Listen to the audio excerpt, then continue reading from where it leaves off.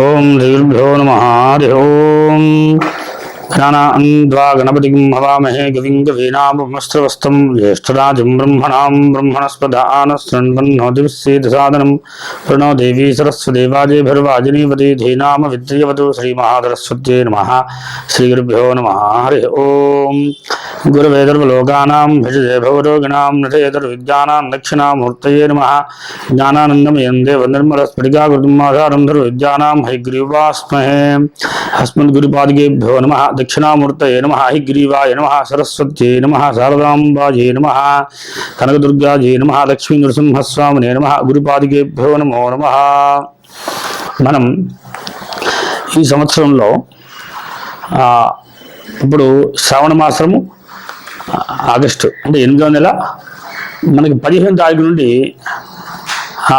September వరకు 15వ తారీఖు వరకు కూడా ఈ మాసంలో ఈ 12 రాశి వారికి ఎలా ఉండబోతుందో మనం వివరంగా తెలుసుకుందాం.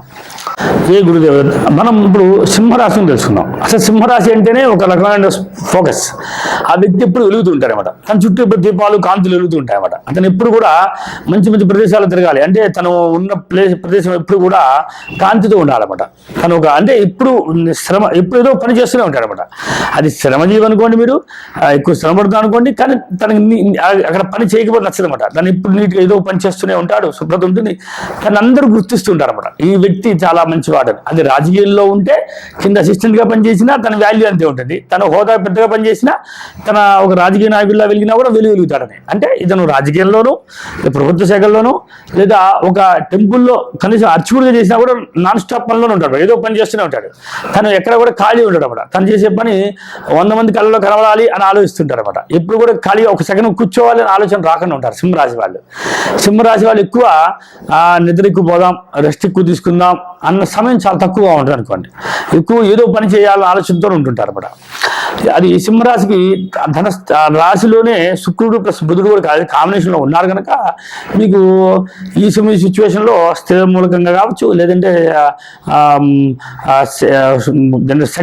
సెకండ్ పర్సన్ అంటే థర్డ్ పర్సన్ కదా, అలా సెకండ్ పర్సన్ ద్వారా వచ్చే లాభాలు పొందొచ్చు. తర్వాత సోదరులు, మీకు అక్క చెల్లెలు ఎవరు ఉంటే మీతో కలిసి ఉండొచ్చు. ఈ నెలంతా కూడా మీతో సఖ్యంగా ఉండొచ్చు. మీతో ప్రేమానురాగాన్ని పొందడానికి అవకాశాలు ఉంటాయి. అలానే మీ పార్ట్నర్స్ కూడా, మీ పార్ట్నర్స్ కాదు, మీ ఫ్రెండ్ సర్కిల్ మీ పక్కింటి వాళ్ళు, ఎదురింటి వాళ్ళు, మీకు వాళ్ళందరూ కూడా సహాయం చేయడం అవకాశాలు ఉంటాయి. తర్వాత కుటుంబము వచ్చేది మాత్రం చాలా పర్ఫెక్ట్గా ఉంటారు. ఈ కుటుంబంలో ఎందుకుంటారంటే కన్య అంటేనే చాలా సిస్టమ్ మెయింటైన్ చేస్తాను. అయితే మీ కుటుంబంలో మాత్రం చాలా జాగ్రత్తగా మాట్లాడాలి. మీరు కుటుంబంతో వాళ్ళతో చాలా జాగ్రత్త డీల్ చేయాలి. ఎందుకంటే కుటుంబం మీ పట్ల చాలా శ్రద్ధ వహిస్తారు. చాలా ప్రతి విషయంలోనూ వాళ్ళు చాలా కేర్ తీసుకుంటారు. అంటే వాళ్ళు చిన్న మిస్టేక్ కూడా జరగకూడదు. కానీ ఇలాంటి ఇన్ని గంటలకు వస్తే ఇన్ని గంటలు రావాలి, ఇన్ని గంటలు చేయాలి అన్నట్టుగా వాళ్ళు కోరుకుంటారని తెలుసుకోవచ్చు. ఈ యొక్క సింహరాశి వారికి కుటుంబం చాలా బాగుంటుంది. అలానే సోదరులు బాగుంటారు. అంటే సోదరులు ఎక్కువ ఆడవాళ్ళు ఉండడానికి అవకాశాలు ఉంటాయి. అక్క చెల్లి ఉండడానికి కూడా అవకాశాలు ఉంటాయి. ఒకవేళ దాంట్లో కనుక ఎవరన్నా కనుక రవి గ్రహం వేరే ఉండే పురుష గ్రహాలు ఉంటాయని చెప్తాం మనం. ఇది రాశి ప్రకారంగా చూడొచ్చు, మీరు లగ్నం ప్రకారంగా చూసినా ఇలానే జరగడానికి అవకాశాలు ఉంటాయి అన్నమాట. అదొకటి. తర్వాత ఈ రాశి వారికి ఈ మాసంలో సోదరులు అంటే ఆడవాళ్ళతో అంటే అక్క చెల్లెలతో చాలా స్నేహంగా ఉండే అవకాశాలు ఉంటాయి. తల్లి యొక్క పొజిషన్, తల్లి మాత్రం చాలా ఈ సింహరాశి వాళ్ళకి చాలా డెప్త్గా ఆలోచిస్తాయి. అంటే ఎక్కువ తల్లి ఇన్వాల్వ్మెంట్ ఉండడానికి అవకాశాలు ఉంటాయి. తను ఫోకస్ చేస్తుందన్నమాట. ప్రతి విషయంలో తను అందరినీ అబ్జర్వ్ చేస్తుంటారు. తెలిసి తెలియనట్టుగా ఎవరికి కనబడినట్టుగా తన ఇన్వాల్వ్మెంట్ ఉంటారని తెలుస్తుంది ఈ రాశి వారికి. కానీ ఈ మూమెంట్లో ఈ రాశి వారికి చాలా ప్రశాంతత వస్తుంది. ఈ సింహరాశి వారికి ఈ నెలంతా చాలా బాగుంటుంది, చాలా ఎంజాయ్మెంట్గా ఉంటుంది. తన కోరికలన్నీ ఈజీగా తీరుతున్నాయనే ఒక ఫీలింగ్ కలుగుతుంటుంది అనమాట. తర్వాత సంతానం చాలా గొప్పవాళ్ళు. సంతానం మంచి విద్యావంతులు అవుతుంటారు అన్నమాట ఈ రాశి వారికి. అది ఈ లగ్నమైనా కూడా వారు విద్యావంతులు అవుతుంటారు. మంచి విద్యలో వీళ్ళు ప్రావీణ్యత కలిగి ఉంటారని తెలుసుకోవచ్చు. కానీ వీళ్ళ ఆలోచన కూడా ఎలా ఉంటుందంటే అందరికీ ముందు నేనే కనబడాలి, అంటే లైఫ్ లాంగ్ ఇతని పేరు ఎక్కడ మర్చిపోకూడదు అన్నట్టుగా వీళ్ళు వ్యవహరిస్తుంటారు.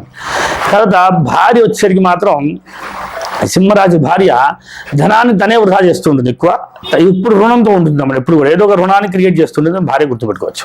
కాకపోతే భార్య మాటే వినాశం వస్తుంది కూడా అని గ్రహించవచ్చు. మహామేధావి అని, ఇతనికన్నా 100 రెట్లు తన మేధావి, మంచి తెలివిగా వ్యవహరిస్తుందని తెలుసుకోవచ్చు. తర్వాత అష్టమ స్థాన ప్రభావంలో ఎవరు లేరు కనుక అది కూడా సేఫ్ కానీ ఉంది కనుక అష్టమం కూడా మీకు సమస్యలు అంటే పెద్దగా ఏమనిపించదు. భాగ్యంలో కూడా ఎవరు లేరు కనుక మీకు ధనం ఇబ్బంది ఏంటి ఏముండదు, ధనం నార్మల్గా వస్తుంది. దశమ వృత్తి సంబంధంలో మాత్రం విశేషమైన గ్రహాలు ఉండటం వల్ల ఎప్పుడు వృత్తిరీత్యా మీరు మంచి ఆదాయాన్ని పొందుతారు, లాభాన్ని పొందుతారు తప్ప నష్టాన్ని పొందడం తెలుసుకోవచ్చు. తర్వాత లాభంలో కూడా ఎవరు లేరు, వ్యయంలో కూడా ఎవరు లేరు కనుక జీవిత ప్రయాణం ఈ నెలంతా కూడా సింహరాశి వాళ్ళు చాలా అద్భుతంగా ఉంటుందని తెలుసుకోవచ్చు. లేదా జాతిరీత్యా సింహరాశి లగ్నమే సింహ లగ్నం అయిన వాళ్ళు కూడా జీవితము సింహలగ్నం వారు చాలా శ్రమజీవి కింద లెక్క వేసుకోవచ్చు అన్నమాట. కనుక ఈ సింహరాశి వాళ్ళు జాగ్రత్త రాశి విషయాల్లో ఏంటంటే ఈ రాశిలో చదవాల్సిన విషయాలు మెయిన్గా చదవాల్సిన విషయాలు ఏంటంటే శరీర తాపం రావడం ఎక్కువ ఉంటుంది అన్నమాట. ఎక్కువ శరీర తాపం రావడం, ఫిట్స్ రావడానికి ఎక్కువ సహజంగా ఈ లగ్నమే కావచ్చు, ఈ రాశి కావచ్చు, వీరి ఫిట్స్ రావడానికి ప్రతి వేడి ఉండడానికి కూడా అవకాశాలు ఉంటాయి. కానీ రవికి చదువుకోవడం మంచిది. రవి చదివినట్లయితే శరీర తాపం లేకుండా ఆరోగ్యంగా ఉండడానికి ప్రయత్నం చేయొచ్చు. జయ గురుదేవదత్త. జయ గురుదేవదత్త. ఇప్పుడు మనం శ్రావణ మాసంలో 15 తారీఖు నుండి అంటే ఆగస్టు 15 నుండి వచ్చే నెల 15 తారీఖు వరకు కూడా జరిగేటువంటి ప్రభావంలో రవి సంచారం చేస్తుంటాడు కనుక ఈ రాశిలో ఈ మొత్తం నెలంతా కూడా జరిగే ప్రభావం ఎలా ఉందో చూద్దాం. అయితే మనకి ఇప్పుడు ఈ రాశిలో రవి షష్టంలో సంచరిస్తుంటాడు. అంటే ఈ రాశి వారికి రవి షష్టంలో ఉంటాడు. అంటే ఎవరి వల్ల మనకి మార్గదర్శి అయిన వాళ్ళ దగ్గర, మనకి ఒక కీర్తినిచ్చేటువంటి వాళ్ళ దగ్గర వాళ్ళతో గొడవలు పట్టము, వాళ్ళతో ఇబ్బందులు కలుగుతుండము, లేదా వాళ్ళ ద్వారా వచ్చేటువంటి ఆదాయాన్ని మీరు పొందడము, ఇవన్నీ కూడా లభిస్తుంటాయి. తర్వాత లగ్నంలో రాహు ఉన్నాడు. రాహు ప్రభావం వల్ల కొంచెం ఆలోచన విధానము కొంచెం బాగా వెరైటీగా ఆలోచిస్తుంటారు. వ్యయంలో శని ఉండటం వల్ల ఏలినాల్సిన ప్రభావము గోచారిత్య ఏలినాల్సిన ప్రభావం ఉంటుంది.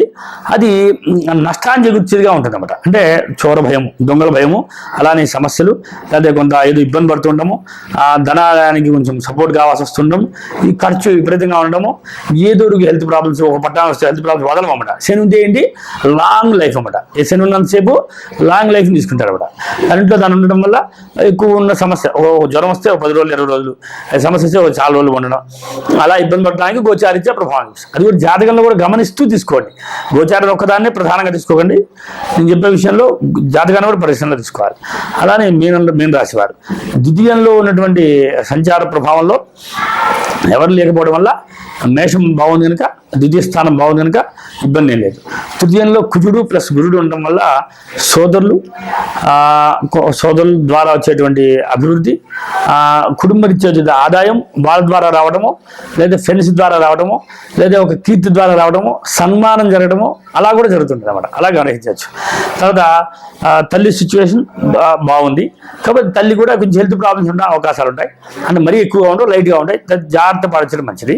తర్వాత సంతాన స్థితి బాగుంది, చాలా అద్భుతమైన సంతానం కలుగుతుంటారు. ఎక్కువ మీన రాశి వారికి అక్కడ కనుక శుభగ్రహం పురుష గ్రహం ఉంటే పురుషుడు, స్త్రీ గ్రహం ఉంటే స్త్రీ గ్రహం ఉంటుంది. కామన్గా అయితే స్త్రీ సంతానం కావడానికి ఎక్కువ అవకాశాలు ఉంటాయి మీన రాశి వారికి. అయితే ఇది మీన లగ్నం అయితే కనుక సన్నగా పొడుగ్గా ఉంటారు వీళ్ళు. ఈ మీన లగ్నం వాళ్ళు వీళ్ళు తేజవంతులుగా ఉంటారు, తెల్లగా అందంగా కనబడుతుంటారు, మంచి చాపగల్లా కనబడుతుంటాయి, చాలా సన్నగా బాగుంటారు వీళ్ళు చాలా ఆకర్షణీయంగా కనబడుతుంటారు అనమాట. కానీ వీళ్ళ మాట మాత్రం చాలా కటుగా ఉంటుంది, చాలా నిక్కచ్చిగా ఉంటుంది, చాలా ఒక పోలీస్ ఒక మంచి ఒక పవర్ఫుల్ వ్యక్తితో మాట్లాడుతున్నట్టుగా అనిపించడానికి అవకాశాలు ఉంటాయి అన్నమాట. దాని మాట వేస్తే బాణంలాగా ఉంటుంది అన్నమాట, ఎదురు తట్టుకోలేకపోతుంటారు కూడా, అలా కనబడుతుంటుంది. కదా సోదర స్థానం బాగుంది కదా, చతుర్థ మాతృం బాగుంది, తల్లి సిచ్యువేషన్ బాగుంటుంది. ఆ తల్లి విషయంలో చెప్పినా జాగ్రత్త పడమన్నా కదా. అలా పంచమ స్థితి బాగుంది. షష్టంలో వచ్చేటికి ఎక్కువ గ్రహాలు ఉన్నాయని చెప్పినా కదా. అంటే భార్య రీత్యా అప్పు చేయాల్సి వస్తుంది, పార్ట్నర్ రీత్యా అప్పు చేయాల్సి వస్తుంది, కొంత జాగ్రత్త చూడాలి. తర్వాత సహషష్టంలో రవి ఉన్నాడు, మంచిది. షష్టం రవితో పాటు కొంచెం శుక్రుడు కూడా ఉన్నాడు. అంటే అష్టమాధిపతి కూడా ఉండడం వల్ల ఈ యొక్క సమస్యలు స్త్రీలకైతే కనుక కింద భాగం నుండి ఉదరం నుండి కింద భాగం వచ్చే సమస్యలన్నీ కూడా వస్తుంటాయని ఈ రాశి వారికి ఈ నెలలో ఉండే అవకాశాలు ఉంటాయి, జాగ్రత్త పడాలి. అది కూడా దీనివల్ల వేడి ఎక్కువ అవడం వల్ల బ్లీడింగ్ ఎక్కువ అవడము, లేదా శరీరం సమస్య రావడము, లేదా ఎక్కువ శరీరంలో మార్పులు రావడము, చర్మ వ్యాధులు రావడము, చర్మం ఎండిపోవడము, ఇవన్నీ కూడా ఈ మాసంలో కనబడుతుంటాయని అర్థం చేసుకోవాలి. తర్వాత సప్తమంలో బుధుడు ఎవరు లేరు కనుక వీరికి భార్య కూడా చాలా చాలా కరెక్ట్గా ఉంటుంది. బాగుంటుంది, చాలా పద్ధతిగా పెరుగుతుంది, చాలా మంచి భార్య లభిస్తుందని తెలుసుకోవచ్చు. తర్వాత అష్టమము శుక్రుడు అవడం వల్ల అష్టమాధిపతి అష్టంలో ఉండడం వల్ల సమస్యలు చెప్పుకున్నాం కనుక ఇది నడిచిపోతుంది. తర్వాత భాగ్యం బాగానే ఉంది, భాగ్యం వల్ల ఇబ్బంది లేదు, భాగ్యం సమృద్ధిగా ఉంటుంది, కావాల్సిన ధనం ప్రశాంతంగా లభిస్తుంది, వృత్తిపరంగా కూడా ఇబ్బంది లేదు, అలానే లాభపరంగా ఇబ్బంది లేదు, జీవిత ప్రయాణంలో ఏ ఇబ్బంది లేదు, హ్యాపీగా వెళ్ళిపోవచ్చు. కాబట్టి హెల్త్ పరంగా మాత్రం తల్లి విషయంలోనూ నేను చెప్పిన మీకు జాగ్రత్త పడితే ఆ సమస్యలు మీరు అధిగమించగలుగుతారు. ఇక ప్రత్యామ్నాయం మరియు రెమెడీస్ ఏంటి అంటే తప్పనిసరిగా చదవాల్సిన వాటిలో రవికి ప్లస్ శుక్రుడికి బుధుడికి చదువుకుంటే ఏ రకమైన సమస్య లేకుండా హ్యాపీగా ఉండగలుగుతారు. జై గురుదేవ దత్త.